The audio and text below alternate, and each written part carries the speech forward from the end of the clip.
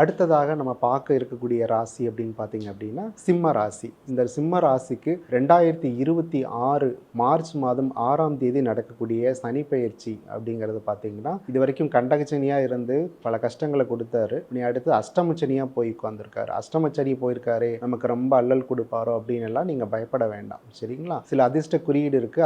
அதை நான் சொல்கிறேன் உங்களுக்கு. நீங்கள் அதை தொடர்ந்து பயன்படுத்திட்டு வாங்க. உங்கள் வாழ்க்கையில் கண்டிப்பாக வெற்றி அடைவீங்க. அப்படி இருக்கக்கூடிய இந்த சிம்ம ராசிக்காரர்கள் வந்து பார்த்தீங்கன்னா இந்த அஷ்டமச்சனியில் வந்து பார்த்தீங்கன்னா பணம் கொடுக்கல் வாங்கல கொஞ்சம் சிக்கல்கள் இருந்தாலுமே கூட அதை நீங்கள் வந்து படிப்படியாக சரி பண்ணிக்கலாம். நீங்கள் எந்த மாதிரியான அதிர்ஷ்ட குறியீடு பயன்படுத்தணும் அப்படின்னா சூரியனுடைய சிம்பல் வந்து பார்த்தீங்கன்னா நீங்கள் இந்த இடது கையில் மோதிர விரலுக்கு கீழே வந்து நீங்கள் ரெட் கலர் பெண்ணால் எழுதிக்கணும். சரிங்களா? அப்படி தொடர்ந்து நீங்கள் எழுதிட்டு வர வர வர வர பார்த்தீங்கன்னா உங்களுக்கு சக்ஸஸ் ஆகும். எங்கெங்கே நீங்கள் அடிக்கடி பார்க்க முடியுமோ பயன்படுத்த முடியுமோ அது எல்லாமே நீங்கள் ஒரு விசிட்டிங் கார்டு அடிக்கிறீங்க அப்படின்னா அதில் அந்த சிம்பல் கொண்டு வரலாம். சரிங்களா? அதனால் இந்த அதிர்ஷ்ட குறியீடுகள் ஒவ்வொரு ராசிக்காரர்களும் அவங்களுக்குன்னு தனித்துவமாக இருக்குது.